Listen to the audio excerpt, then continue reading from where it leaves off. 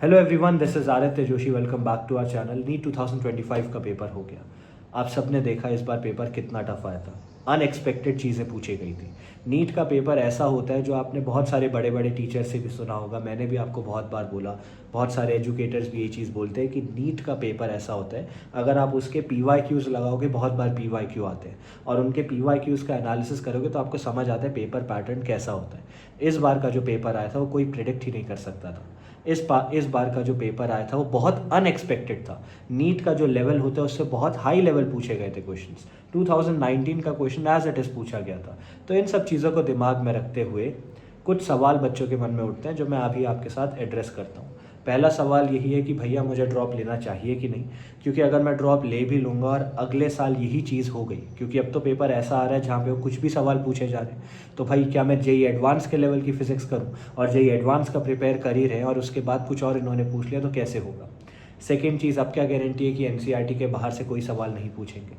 Third चीज़, अगर मैंने drop ले लिया, ठीक है, और कट ऑफ अभी तो डाउन गई क्योंकि किसी को नहीं पता था इतने टफ क्वेश्चन पूछे जाएंगे, क्योंकि एक्चुअली मैं भी आपको हमेशा बोलता आया था पेपर कहाँ से आएगा, और वो जो मैंने एनालिसिस करके आपको दिया था वो लास्ट 7 to 15 ईयर्स के पेपर्स का एनालिसिस करके था।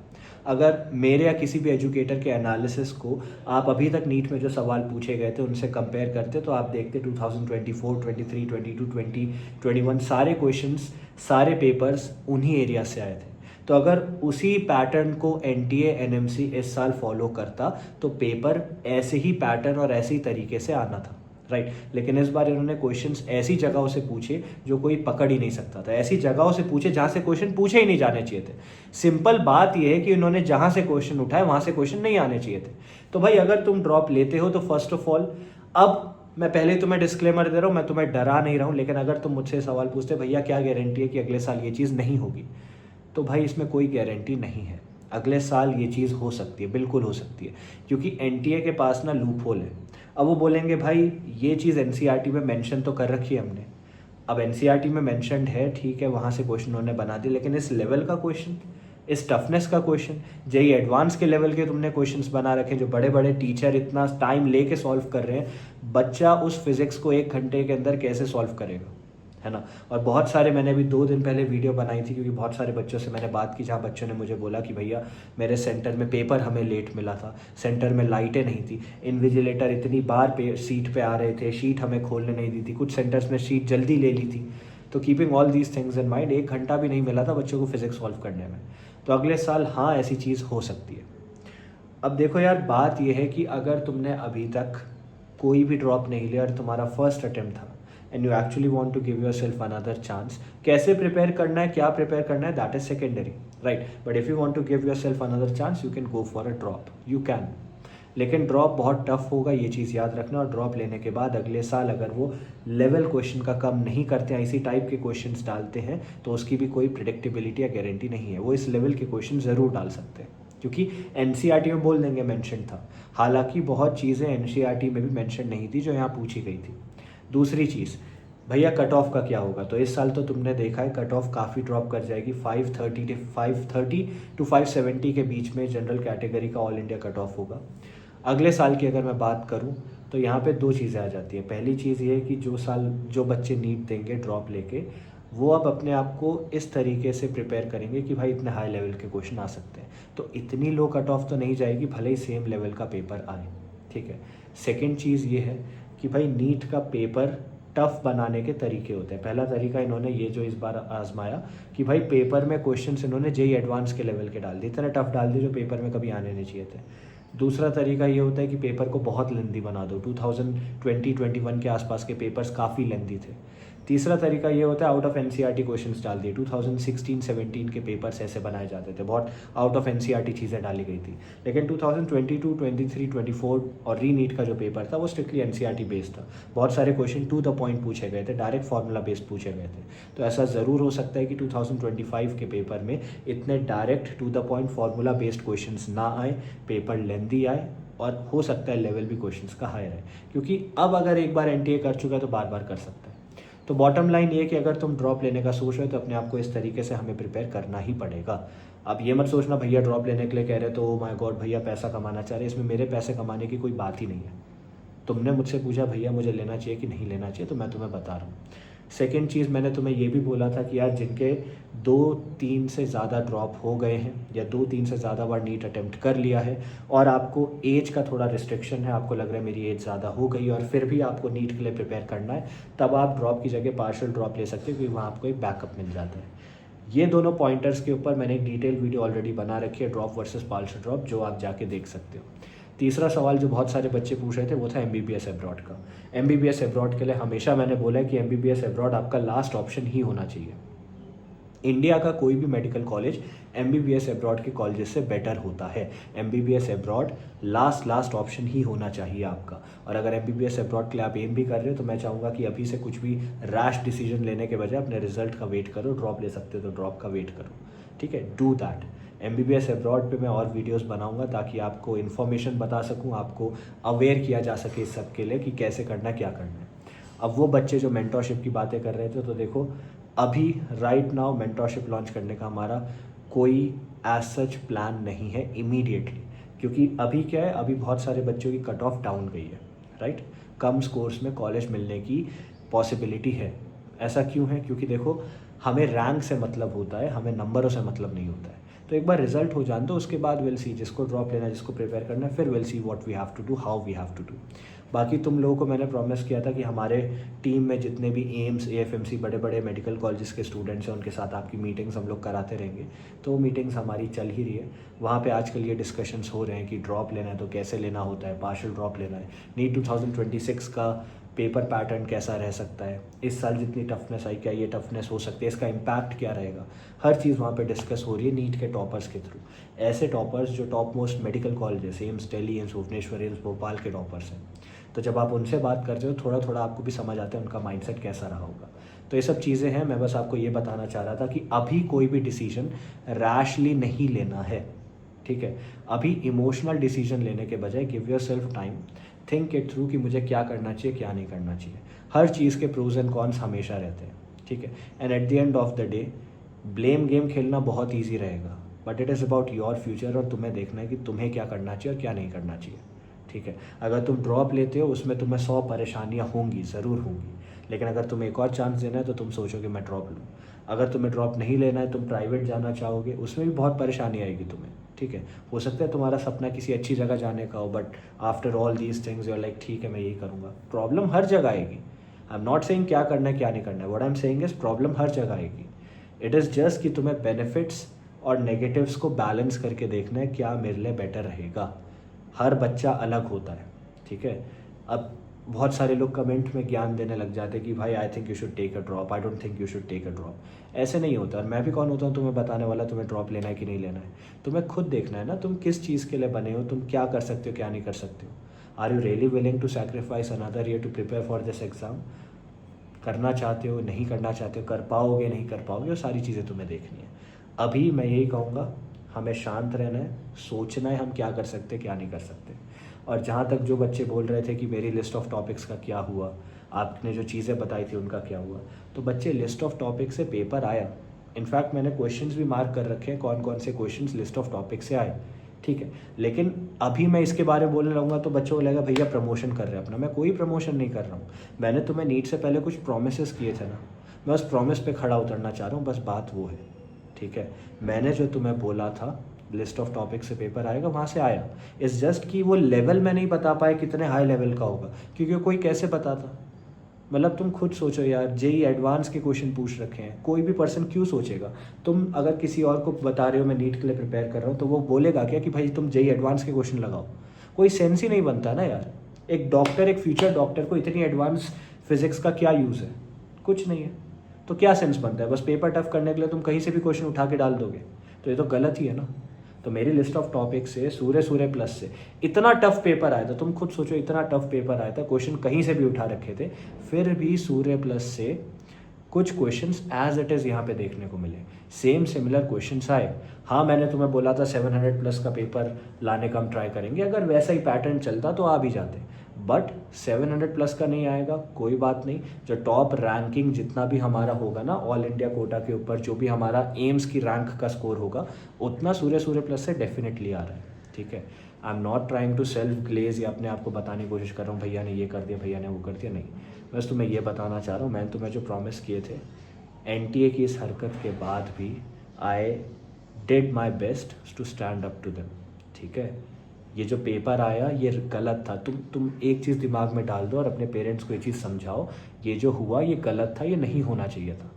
इस लेवल का पेपर बनाने का कोई सेंस नहीं बनता है, जो बड़े बड़े टीचर भी नहीं सॉल्व कर पा रहे हैं 3-3 4-4 घंटे में।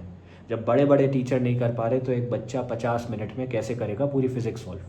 ऐसे लेवल का पेपर नहीं आना चाहिए था, ऐसी मिस मैनेजमेंट सेंटर्स में नहीं होनी चाहिए थी, जेई एडवांस के क्वेश्चंस नहीं पूछे जाने चाहिए थे, ये सब चीज़ें नहीं होनी चाहिए थी। These were out of the box और ये किसी ने कंसिडरेशन में, इंक्लूडिंग मी, मैंने भी कभी ये कंसिडरेशन में नहीं लिया, क्योंकि this was something which I thought impossible.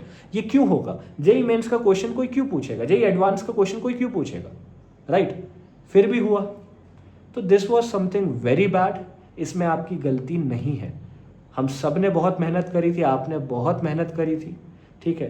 At the and अभी मैं चाहूँगा शांत बैठो, देखते हैं रिजल्ट क्या रहता है, क्योंकि अगर आपका स्कोर 530, 540, 550 भी आ रहा है ना, तो देयर इज़ अ चांस कि आपको गवर्नमेंट कॉलेज मिल जाएगा, अच्छा गवर्नमेंट कॉलेज मिल सकता है। कट ऑफ बहुत डाउन जाएगी इस बार, ठीक है। तो have patience, let's think it through, क्या करना है क्या नहीं करना है। और मैं वीडियोस आपके लिए बनाता रहूँगा, MBBS अब्रॉड के लिए जो बच्चा गाइडेंस चाहते हैं उनको मैं गाइड करूँगा। We do not earn anything from this. मैं बार बार बोल रहा हूँ, तुम्हें ऐसा नहीं लगना चाहिए आते भैया तो इससे पैसे कमा रहे हैं कुछ भी।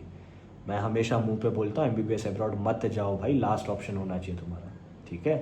आई hope this video is helpful. मैं थोड़ा सा तुम्हें एक्सप्लेन करना चाह रहा था क्या चल रहा है मेरे मन में भी, क्योंकि यार देखो अच्छा तो मुझे भी नहीं लग रहा है ना। मेरे खुद के टॉपर्स जब मुझे बता रहे हैं, हमारे मेंटरशिप के टॉप मोस्ट स्टूडेंट्स जब मुझे बता रहे भैया सेंटर में जाके ये बदतमीज़ी हुई, सेंटर में जाके हर 2 मिनट में वो कह रहे हैं बाल चेक कराओ, ये चेक करो, वो चेक करो। 15-15 साल के बच्चे वीडियोग्राफी करने आ रहे हैं, इन्विजिलेटर्स जो से बातें कर रहे हैं, सेंटर में लाइट नहीं चल रही है, पंखे नहीं चल रहे हैं, अंधेरे में बिठा रखा है बच्चों को, शीट लेट दी जा रही है, जल्दी शीट उठा ली, ज़ोर से हल्ला हो रहा है, बिल्कुल अनप्रोफेशनलिज्म से पेपर दिया जा रहा है। तो भाई ये सब इम्पैक्ट तो लाती है ना, इतना टफ पेपर है, बच्चे का माइंडसेट ऑलरेडी हिला हुआ, ये सब होगा तो कैसे बच्चे का माइंडसेट ख़राब नहीं होगा, है ना। मैं बस तुम्हें ये बोलना चाह रहा था कि जो भी मैंने तुम्हें एनालिसिस कराया, जो भी मैंने तुम्हें बताया था पेपर में आएगा, वो पास्ट ईयर्स के एक्सपीरियंस को देख के बताया था।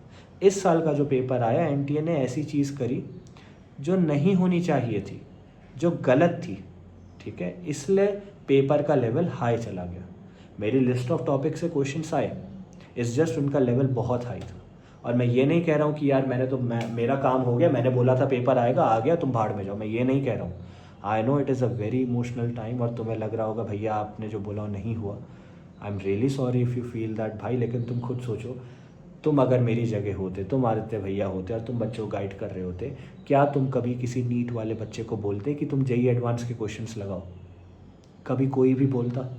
नहीं ना यार। जेई एडवांस के क्वेश्चन क्यों लगाने को कोई बोलेगा? जेई एडवांस के क्वेश्चन पूछे क्यों जा रहे हैं, मुझे तो यही समझ नहीं आ रहा है।